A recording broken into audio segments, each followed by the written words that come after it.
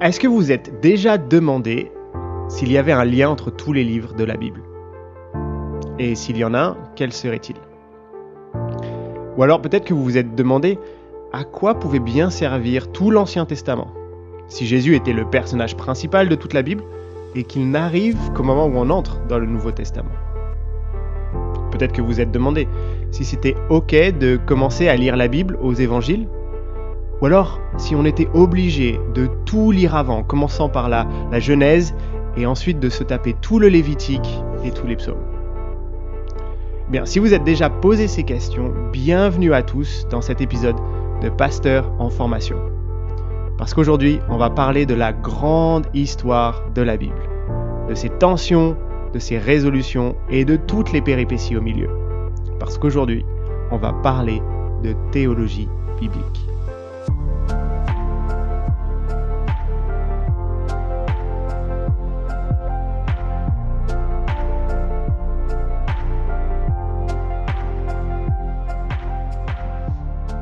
Salut à tous, moi c'est Valentin Et moi, c'est Jonathan.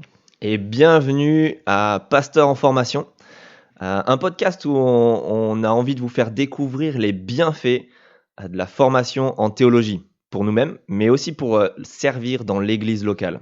En gros, ce qu'on veut faire avec Jonathan dans ce podcast, c'est vous convaincre que c'est vraiment bien et vraiment utile de pouvoir envisager une formation théologique. En gros, viens te former à l'Institut biblique de Bruxelles, pourquoi pas? Yes, viens nous rejoindre. C'est ça. Nous, on est tous les deux à l'Institut biblique de Bruxelles, l'IBB pour les intimes. Et ce qu'on fait donc c'est un institut qui a à cœur de former des serviteurs de l'Évangile pour l'Europe francophone. Et donc, on veut vous faire voir que ça a été bénéfique pour nous et que c'est bénéfique pour toute personne pour servir après dans l'Église. Et donc, qu'est-ce qu'on va faire dans ce podcast? À chaque fois, ce qu'on veut faire, c'est vous proposer des épisodes en deux parties. Une première partie où on discute d'une matière qu'on a pu apprendre, qu'on a pu voir à l'Institut biblique. Et puis une deuxième partie où on traite d'un sujet en lien avec cette matière, où on a fait plus de recherches pour voir ce qu'on a appris et comment ça change la pratique de la vie chrétienne, qu'est-ce que ça peut changer pour l'église locale et pour notre vie chrétienne de tous les jours. Donc, ça c'est ce qu'on veut faire. La dernière fois, ou les deux dernières fois, on avait vu la théologie systématique et la bibliologie, c'est-à-dire la doctrine des Écritures. Mais un nouveau sujet cette fois-ci, Jonathan, tu nous parlais de théologie biblique en intro. Qu'est-ce que c'est que ça? Est-ce que tu peux nous en dire un peu plus? Yes, ouais, la théologie biblique. Je pense qu'on retourne encore en première année, donc en premier cycle, première année à l'IBB. C'était au deuxième semestre, là qu'on l'étudiait le mardi matin de 9h à 11h et qu'on avait fait une introduction à la théologie biblique. Mais je crois que ta question, c'était plutôt qu'est-ce que c'est la théologie biblique, c'est ça? Ouais, tout à fait. Super, ouais. Donc, on vous propose une définition. En fait, c'est pas notre définition, mais c'est celle de notre directeur James Haley Hutchinson, qui est notre prof de théologie biblique en première année, qui a aussi écrit un livre sur le sujet, La nouveauté de la nouvelle alliance. Jetez-y un coup d'œil, il est génial.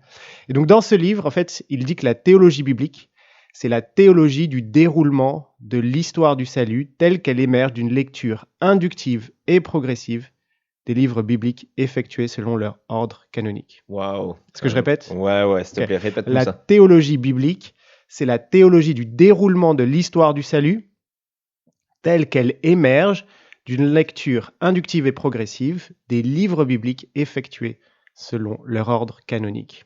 Mais Ouais, on merci. pourrait le résumer aussi. Ouais, on peut le voir, mais c'est excellent d'avoir une bonne définition comme ça. Je pense on Ouais. va y revenir un peu plus tard. Et effectivement, c'est excellent si vous pouvez jeter un coup d'œil à ce livre, La nouveauté de la nouvelle alliance. C'est ça, ouais. Il est très bien, c'est technique, mais ça nous apprend beaucoup. Mais on va revenir à ça, mais une manière peut-être de le dire qui donne trois catégories assez simples et qui nous permet de comprendre assez facilement. Ouais. Ce serait de dire que trois choses peut-être. Ces trois éléments de la théologie biblique, c'est que la Bible, elle a une histoire à raconter. Ok. La Bible, elle a une histoire à raconter. La deuxième chose, c'est cette histoire, elle est révélée de manière progressive. Ça apparaît dans la définition aussi, donc révélée de manière progressive. Et la troisième chose, c'est que cette histoire, elle culmine en Jésus. Donc, la Bible a une histoire à raconter. 2, c'est une histoire qui est révélée de manière progressive. Et troisièmement, qui culmine en Jésus-Christ, une histoire qui culmine en Jésus-Christ. Et là, on va passer un peu de temps à essayer de comprendre un peu mieux ce que chacun des trois choses, comment ça marche. Ouais, Donc, on va- chacune des trois choses, on dit Jonathan, mais Ouais, ça va. merci beaucoup pour mon français. Donc, la première, la Bible a une histoire à raconter. Et qu'est-ce qu'on entend par là?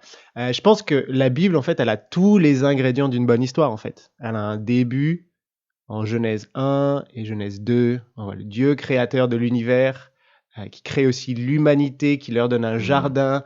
Il y a une relation entre Dieu et les humains. Il y a la relation entre l'homme et la femme. Il y a un but, il y a un projet. Ça a l'air génial de vivre dans ce monde. Donc, un début qui semble sous tout regard parfait.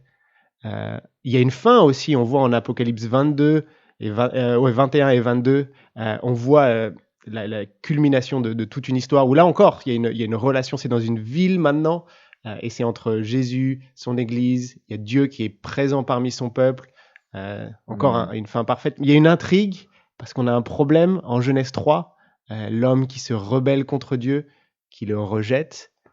Comment est-ce que donc on arrive à la fin, Apocalypse 22-23, une relation restaurée entre Dieu et l'humanité, alors qu'en Genèse 3, l'humanité dit d'aller se faire voir à Dieu, en fait, le rejette complètement et se rebelle complètement contre lui. Et ouais, comme on avait dit, il y a toutes les péripéties au milieu. On va pas toutes vous les raconter, maintenant ça prendra un peu de temps. Ouais. Mais par exemple, on a pas mal de tensions aussi au cours de cette histoire. En fait, on se retrouve avec des moments où on sait pas trop comment ça va tourner. Je sais pas si tu te rappelles, on avait vu ça en Exode. Donc en Exode, on a Dieu qui délivre son peuple, qui le fait sortir d'Égypte pour pouvoir presque se marier avec lui, entrer en relation avec lui au mont Sinaï. Il lui donne une alliance en fait entre son peuple et Dieu. Et ensuite, il donne à Moïse des commandements pour que le peuple puisse vivre en bonne relation avec Dieu, maintenant qu'il a été sauvé. Et malheureusement, en Exode 32, le peuple se rebelle, un peu la même chose, il rejette Dieu, il fait un veau d'or. Et donc, on a une grosse tension, en fait, en Exode 34, les versets 6 à 8. Est-ce que tu peux peut-être nous les lire, Valentin? En fait, on se retrouve sur la montagne. Dieu dit, je vais détruire ce peuple parce qu'il mérite mon juste jugement. Et encore une fois, en fait, je l'ai sauvé et maintenant il se rebelle. Et Moïse lui dit, non, ne fais pas ça, fais pour ton nom, trouve un moyen de le sauver. Et donc Dieu dit à Moïse... Exode 34, 6 à 8, c'est ça que tu voulais? C'est ça, ouais. Ouais, il dit, l'Éternel passa devant lui et s'écria, l'Éternel est un Dieu de grâce et de compassion, lent à la colère, riche en bonté et en vérité. Il garde son amour jusqu'à 1000 générations. Il pardonne la faute, la révolte et le péché. Mais il ne traite pas le coupable en innocent et il punit la faute des pères sur les enfants et les petits-enfants jusqu'à la 3e et à la 4e génération. Ouais, je ne sais pas si vous avez vu la tension là. Dieu veut faire grâce, mais Dieu ne traite pas le coupable en innocent. Comment est-ce que ça marche? C'est un peu la grande question. Et je pense qu'on y reviendra un peu plus tard, en parlant un peu de la solution un peu plus tard. Donc on a un début, une fin, une intrigue, des tensions, des péripéties. On voit le peuple d'Israël. Est-ce que le peuple d'Israël va y arriver? Non. Est-ce que tel personnage va y arriver? On a des personnages hauts en couleur. Si vous n'avez pas lu le livre des Juges, il y a des personnages plutôt dans le côté sombre, en fait, des personnages en haut en couleur, mais des personnages, ouais, de fous. Après David. Enfin, vraiment une histoire extraordinaire. Et surtout, en fait, une histoire qui culmine avec Dieu qui sauve son peuple. Dieu, le créateur de l'univers, qui veut sauver son peuple. Et je pense que tu voulais dire aussi dans toute cette histoire, que tu nous as parlé du tout début, de la toute fin, Genèse 1, 2, Apocalypse 21, 22. Tu voulais nous je pense que tu avais en tête les liens qu'il y a là entre le début. C'est ça, ouais. Non seulement dans la relation avec Dieu, mais on parle aussi un peu en termes de jardin dans Apocalypse 21, mais le but était de faire une ville au début. Donc on voit que c'est lié, c'est ça? C'est ça, ouais. On en reparlera un peu plus, peut-être dans des épisodes prochains, mais l'intention de l'auteur, pourquoi est-ce que Moïse nous décrit autant le jardin? C'est pour nous donner envie d'y retourner. Et Jean, ensuite, quand il décrit Apocalypse 21-22, c'est qu'il a en tête tout ce qu'on a vu en Genèse, et il veut nous dire, voilà, c'est là où on voulait arriver dès le début. Mais, excellent, donc une grande histoire. Ouais, une grande histoire. Mais on a dit, donc c'est une grande histoire, et toute la Bible raconte cette grande histoire, mais est-ce qu'elle le fait de manière chronologique? Est-ce que c'est la manière dont on lit la Bible. Ouais, non, donc c'est ça qu'on disait en introduction. Dans notre deuxième point, on parlait d'une révélation progressive, mais Ouais. je pense même dans la définition de notre directeur que tu lisais du livre, Ouais, on parle d'une lecture inductive et progressive ouais, des livres bibliques effectués dans leur ordre canonique. On pourrait se demander qu'est-ce qu'on entend par là. ouais, qu'est-ce que ça veut dire? Ouais, c'est ça, ordre canonique, c'est quoi encore ça, le canon? Est-ce qu'on parle Ouais, est-ce que de c'est... guerre ici ou... Ouais, Napoléon. Ouais, c'est ça. Pas du tout. Non, le canon, très simplement, c'est quelque chose qui veut dire une règle. Ok. On l'utilise dans plein d'autres C'est en quoi? plein C'est d'autres du domaines. grec, c'est ça? Non, je saurais même pas te Ok, dire, ouais. mais le plus connu, c'est un canon de beauté. C'est Ouais. une règle de Ah oui, oui, beauté. oui, c'est ça, ouais. Super. Ça. Donc le canon pour la Bible, c'est la règle, c'est-à-dire les livres qui Ok. composent la Bible, c'est ceux-là et pas d'autres. Donc il y a depuis tout temps, il y a eu le canon qui s'est fait progressivement. On savait les livres par lesquels Dieu s'était révélé. Mais il y a aussi non seulement quels livres composent la Bible, mais c'est aussi leur organisation. Donc la Bible est organisée. C'est ça le canon, l'organisation des livres bibliques. Et en fait, ce qui est intéressant, c'est de se dire, quand on lit la Bible et donc surtout l'Ancien Testament, cette grande histoire, on ne suit pas forcément un ordre chronologique. Il y a un cadre narratif, il y a une grande histoire, Ouais. mais c'est une histoire qui se révèle progressivement avec des thèmes, etc., où on ne suit pas forcément l'ordre chronologique. En fait, on pourrait avoir cette idée. Est-ce que tu pourrais lire peut-être Luc 24, verset 27? On a là Ouais. une petite parole de Jésus qui nous montre, qui fait référence à ce canon. Ouais, cette c'est ça, parce que organisation la question, c'est pourquoi est-ce qu'on se permettrait de pas le lire dans l'ordre chronologique? chronologique. Est-ce qu'il y a un meilleur ordre que ça? Ouais. Ouais, Mais donc en Luc donc 24, verset 27, tu disais, c'est ça? ouais, tout à fait. Donc c'est Jésus qui parle. Puis en commençant par les écrits de Moïse et continuant par ceux de tous les prophètes, il leur expliqua dans toutes les Écritures ce qui le concernait. Ouais. Est-ce que c'est juste là avant, pardon, où il parle de là où il y a la loi, les prophètes et les psaumes. Je pense juste avant. Pardon, c'est 44, mais je vais le lire ça. C'est ce que je vous disais lorsque j'étais encore avec vous, donc c'est Luc 24, verset 44. Ce que je vous disais lorsque j'étais encore avec vous, il fallait que s'accomplisse tout ce qui est écrit à mon sujet. Donc c'est un peu la même chose que ce qu'on vient de lire. Dans la loi de Moïse, dans les prophètes et dans les psaumes. Ah, ok, ouais. Pardon, c'était ce verset-là auquel je faisais allusion. On voit que Jésus il fait référence à trois grands blocs. Il parle de la loi de Moïse, Ouais. c'est la Torah, on appelle ça le Pentateuque, Ouais, les 5 ok. premiers livres. Il parle des prophètes. Là, c'est les livres qui vont de Josué jusqu'aux 12 petits prophètes, Ouais. Malachie, le dernier. Et puis ensuite, les psaumes, c'était le premier livre du dernier grand bloc, qui sont les écrits de l'Ancien Testament. Le premier livre du dernier grand bloc, ouais. Ouais, pardon. Ouais. Le plus grand de tous les livres du dernier grand bloc, ouais, C'est ça, donc qui va des psaumes jusqu'aux chroniques. C'est ça, ouais. Ouais. D'ailleurs, si vous voulez voir un peu une liste, on va essayer de mettre une liste, l'ordre chronologique en PDF, en lien, quelque part autour de là où vous voyez le podcast. Si vous voulez voir cette liste, ce sera peut-être plus clair de le voir visuellement. Ouais. Si vous êtes comme moi je réfléchis que quand je vois des choses visuellement. C'est ça. Et peut-être qu'on vous trouble parce que dans nos Bibles, souvent, dans les traductions, et c'est pas mauvais, c'est assez bon, mais on essaie des fois de respecter plus l'ordre chronologique. Ouais. Mais Jésus, ça c'est une autre référence en Luc 11, 51. Il parle du sang d'Abel jusqu'à Zacharie. Et en fait, là, il fait référence au premier livre, la Genèse, le sang d'Abel. Et le sang de Zacharie, c'est dans les Chroniques, qui était le dernier livre de l'Ancien Testament. Ouais. Donc Jésus avait ce canon comme il était organisé chez les Hébreux. Bref, tout ça pour dire qu'il y a trois grands blocs, le Pentateuque, les 5 premiers livres, les prophètes, et ensuite les écrits, les psaumes, les proverbes, on connaît tous ces. Et donc on essaie en fait de lire la Bible, on voit qu'il y a une révélation progressive que Dieu donne de cette grande histoire, et plus on avance dans ce livre-là, dans ce canon-là, plus on voit qu'il y a une révélation progressive. On peut voir ça des fois à des petites échelles, par exemple. Si on prend le Pentateuque, on parlait tout à l'heure du jardin. Allons-y. D'accord, donc dans un de ces blocs, à l'intérieur d'un de ces blocs, ouais. Le premier, donc on parle de la loi, les 5 premiers livres. On va parler du tout début de la Bible. On voit qu'il y a un jardin dans la Genèse. Donc tu nous parlais de ce tout début de l'histoire, le jardin d'Éden, où il y a Dieu et l'humanité. Et on voit qu'il y a aussi dans le deuxième livre, l'Exode, à l'intérieur de ce grand bloc, on parle d'un tabernacle que Dieu demande à son peuple de construire. La demeure de Dieu au milieu de son peuple. Exactement, et qui précède le temple plus tard. Mais donc il y a un tabernacle en Exode, il y a le jardin au tout début en Genèse, et on voit que Moïse, on croit que c'est Moïse qui a écrit ces 5 livres, et qui a écrit les 2 premiers, ben, il fait des références entre les deux. Donc, en fait, le tabernacle, il rappelle le jardin. Quand on arrive au tabernacle en Exode, il y a Ok, ouais. plein de choses qui nous rappellent le jardin d'Éden. On Ouais, voit ouais, que c'est ouais. comme si Dieu plantait un nouveau petit jardin là, une nouvelle petite création, un nouveau petit Éden, où il y a sa présence en fait, où Dieu est là, il y a sa présence.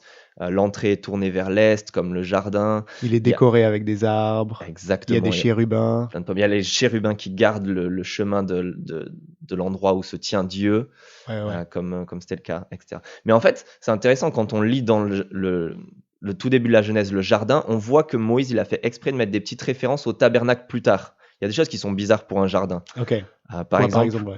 ouais, on trouve dedans des fleuves qui coulent. Ça, on pourrait se dire, ok, ça marche dans un jardin. Mais il y a la référence à de l'or, à des pierres précieuses, etc. C'est un peu étonnant, mais il y a sûrement une petite allusion que veut faire Moïse au tabernacle plus tard qui est construit avec ces éléments-là, Mhm. ces choses riches en couleurs, etc. Et puis le temple plus tard. Et puis il y a aussi le fait de garder, cultiver le jardin. C'est des termes qui sont très cultuels. On ne parle pas de ça, Ouais. garder et cultiver.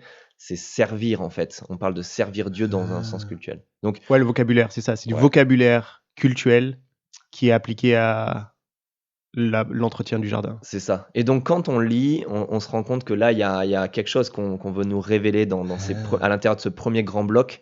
Il y a des liens, il y a quelque chose qui se révèle progressivement entre la présence de Dieu qui est en même temps gardée, etc. Donc voilà, c'est intéressant de voir ces liens-là. Ouais, ouais, ouais. Et donc ça, on voit ça à l'intérieur du Pentateuque, par exemple, donc à l'intérieur d'un ensemble qui a été écrit par un même auteur.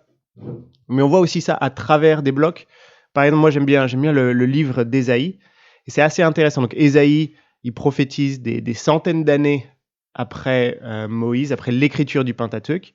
Et il y fait énormément référence. Donc je prenais simplement l'introduction d'Ésaïe, les chapitres 1 à 5.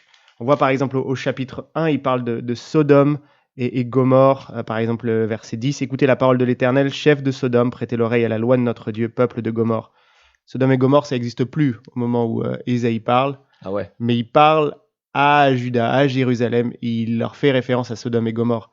Donc, ce que Ésaïe veut, c'est que dès le chapitre 1, on est en tête, en fait. La première section du Pentateuque, Genèse 1 à 11, qui met en évidence particulièrement le péché. Et plutôt vers la fin de cette introduction, au chapitre 5, l'Éternel parle d'avoir planté une vigne, et on comprend que c'est Israël, cette vigne un peu plus tard. Il a planté cette vigne, il a fait le nécessaire, mais qu'est-ce qui s'est passé? Elle a produit de mauvais fruits. Et on voit au verset 6, il dit « Je ferai d'elle un endroit saccagé, elle ne sera plus taillée ni cultivée. Les ronces et les buissons épineux y pousseront, et je donnerai mes ordres aux nuages afin qu'ils ne laissent plus tomber la pluie sur elle. » Le mot ronces et buissons, ça c'est une référence directe à Genèse 3. Donc là, on est poussé vers Genèse 3. Quel était le problème de Genèse 3? Le péché. ouais, Est-ce que le péché a été réglé en Ésaïe 5? Non, absolument pas. Donc Ésaïe, dans son introduction, il dit, en substance, problème, toujours là. présent. On a besoin d'une solution. Ouais. Donc ça, c'est excellent. On est en train de voir qu'à l'intérieur des blocs, il y a des références, Ouais. une révélation progressive, un tabernacle C'est ça. et un jardin.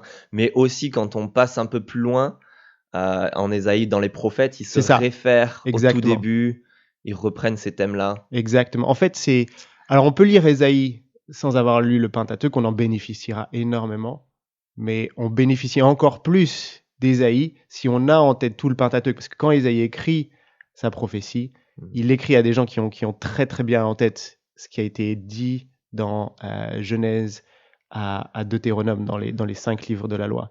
Ça, on y reviendra en application, je pense. Ouais, je pense que c'est utile d'arriver à notre troisième point. On parlait ouais. de cette une histoire qui se révèle de manière progressive. Troisième point qui culmine en Jésus. Ouais.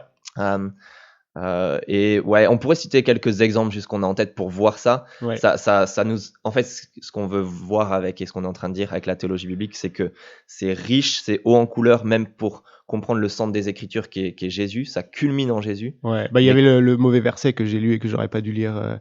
Luc 24, verset 27. Vas-y, c'est maintenant. Donc c'est Jésus qui en parle et qui dit « Puis en commençant par les écrits de Moïse et en continuant par ceux de tous les prophètes, il leur expliqua dans toutes les Écritures ce qui le concernait. » On voit que Jésus dit « Voilà, tout l'Ancien Testament, c'était à mon sujet. » Donc vraiment, toute cette histoire culmine en Jésus, ouais. Excellent. Et juste pour donner des petits exemples, des petites perles, sans s'étendre dessus, mais Jean, par exemple, fait beaucoup ça, de parler de Jésus comme quoi il est l'agneau du monde, il fait référence à tous les sacrifices, ou alors il dit qu'il a tabernaclé, que Dieu a tabernaclé parmi nous. Donc Ouais, voilà, c'est juste pour vous dire, on comprend mieux et on voit toute la richesse de Jésus-Christ, sa personne et ce qu'il est venu faire, avec toute la ouais, théologie biblique et tous ces éléments-là en amont. ouais. Tabernaclé, c'est dans Jean 1. Jean 1, Et ça, on pardon. le voit en grec en particulier, mais ça, on en C'est ça. reparlera peut-être dans un autre podcast. Pourquoi faire du grec? Ouais, C'est excellent. génial. Beau teaser. C'est très Euh, bien. Très bien. Donc ça, c'était les trois éléments. Une grande histoire qui se révèle de manière progressive et qui culmine en Jésus. Comment faire de la théologie biblique? Où est-ce qu'on en fait de la théologie biblique? Et comment en faire peut-être quand on lit sa Bible? Peut-être quatre choses à faire attention, quatre éléments. Encore une fois, on les trouve dans le livre, les pages 19 à 21 du livre de James sur la nouveauté de la Nouvelle Alliance. Donc, allez y jeter un coup d'œil si vous voulez le voir un peu plus. Mais donc, peut-être le premier outil, c'est la tension. Il faut faire attention aux tensions. C'est-à-dire que Waouh. quand dans un texte qu'on lit, on se dit mais comment est-ce que ça marche? C'est exactement en fait là où l'auteur veut mettre en évidence et nous dire ok, là il y a quelque chose qui est intéressant, il y a quelque chose à regarder. En fait, il y a une tension. Comment est-ce que ça va être résolu? On en a parlé par exemple en Exode 34, versets 6 à 8. Dieu qui veut faire grâce et Dieu qui ne veut pas laisser le coupable innocent. Grosse tension. Comment est-ce que Dieu va réussir à faire ça? Donc, toutes les tensions, peut-être ça nous met en fait l'eau à la bouche pour un accomplissement un peu plus tard. Donc ça nous invite à continuer à lire en fait. Ouais, excellent. Excellent. La deuxième, après les tensions, je pense, donc on parle de 4 T, c'est le deuxième T, c'est la transparence progressive. On vient d'en parler, de comment la Bible se révèle progressivement, mais de voir cette transparence progressive, c'est l'idée que la Bible, elle présente une idée qui parfois semble présenter de manière floue pour nous au début, mais qui prend du sens au travers de l'histoire.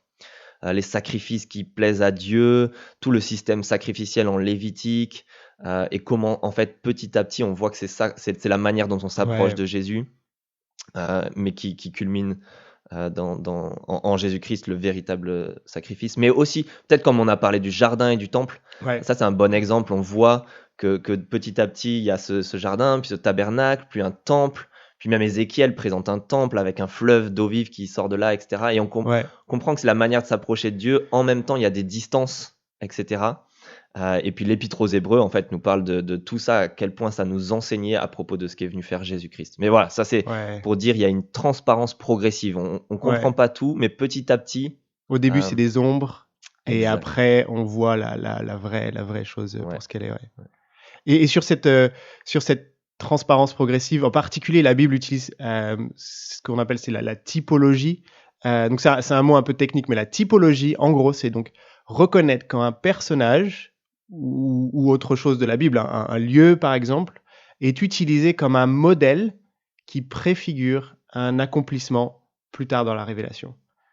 Donc un bon exemple, c'est tous les types de Jésus qu'on a dans l'Ancien Testament. Et par exemple, David, c'est le type par excellence un peu de Jésus, du Messie. On parle du Messie, fils de David, de la souche de Jessé. Jessé, c'est le père de David. Donc à chaque fois qu'on a ces titres-là pour Jésus, on fait référence à David.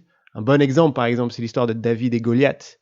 Est-ce que dans cette histoire, David, est-ce que je dois me comparer à David ou est-ce que David, en fait, c'est le héros qui vient détruire mon ennemi parce que moi, le peuple qui se tient derrière, j'ai beaucoup trop peur ou je suis incapable d'aller défier cet ennemi, ce grand ennemi, en fait.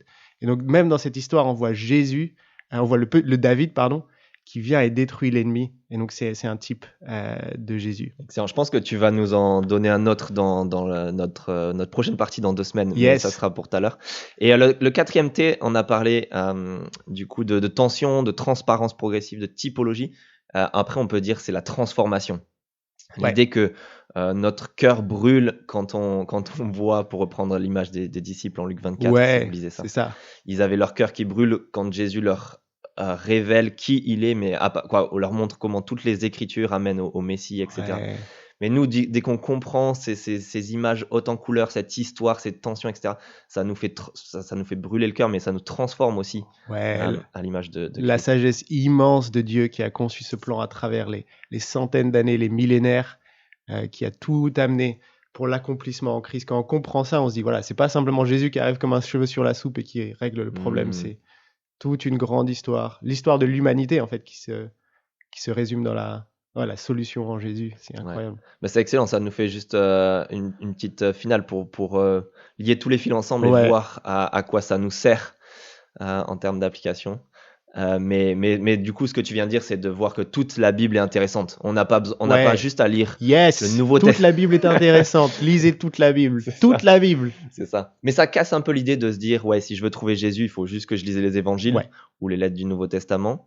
En fait, lisez le Lévitique, lisez Abdias, et ça va être riche. Mais lisez aussi toute la Bible de la manière dont elle est faite.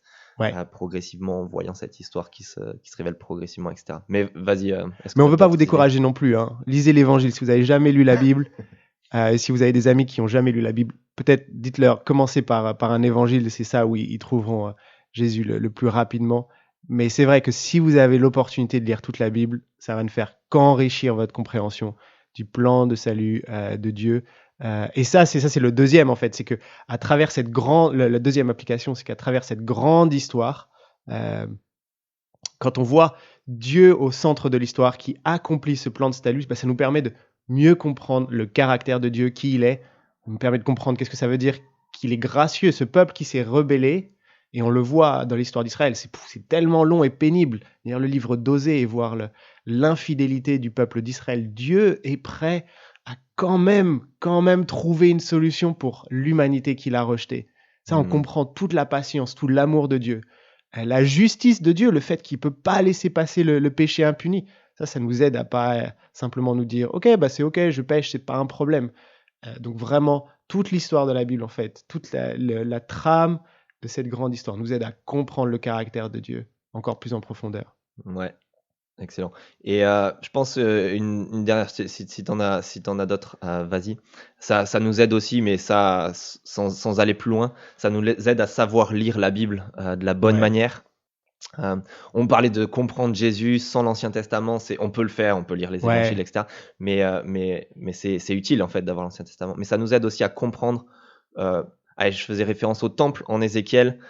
C'est difficile de savoir est-ce que c'est un temple. Certains vont dire oui, ça c'est un temple littéralement qui va être construit, etc. Mais on pense qu'avec toute la structure de toute la Bible et comment elle se révèle, et de voir les parallèles dans l'Évangile de Jean avec ce nouveau temple ou dans l'Apocalypse, ça nous aide à savoir comment la Bible elle-même s'interprète. Et donc, en la lisant de cette manière, on sait mieux la lire. Ouais, vous êtes peut-être déjà demandé pourquoi est-ce que Ésaïe 53 est un passage tellement important. C'est parce que c'est la solution, c'est l'évangile, c'est la solution de sacrifice de Jésus, du serviteur souffrant qui vient pour solutionner le problème du péché. C'est un passage si important parce que ça lie directement à toute l'intrigue. Ça aide à comprendre pourquoi est-ce que certains passages vont avoir cette grande importance. Super. Je pense qu'on va s'arrêter là pour cette semaine. Alors si on s'arrête, qu'est-ce qui se passe après, Jonathan ? Ouais, comme on vous l'a dit, comme on vous l'a expliqué, ce qu'on essaie de faire dans la deuxième partie, c'est de réfléchir un peu plus en profondeur à un sujet, à la mise en pratique de ce qu'on a appris dans le cadre de cette série de cours, donc de la théologie biblique, sur un sujet un peu plus concret. Et cette semaine, c'est moi qui m'y colle. On va parler de mariage. Mariage, c'est magnifique. Ça, ouais. Et mon sujet, c'est la théologie biblique du mariage. Mais vous inquiétez pas, on va pas simplement être dans l'analyse et dans la théorie. Je pense que ça m'a particulièrement aidé à avoir des applications très pratiques sur comment vivre le mariage, comment vivre mon mariage, et aussi comment aider ceux qui ne sont pas mariés à comprendre le mariage et l'utilité du mariage pour eux. Waouh, j'ai hâte que tu nous en dises plus. Il faut attendre 2 semaines par contre. Ouais, c'est ça. 2 minutes pour nous. Dans 2 semaines alors. Bye bye.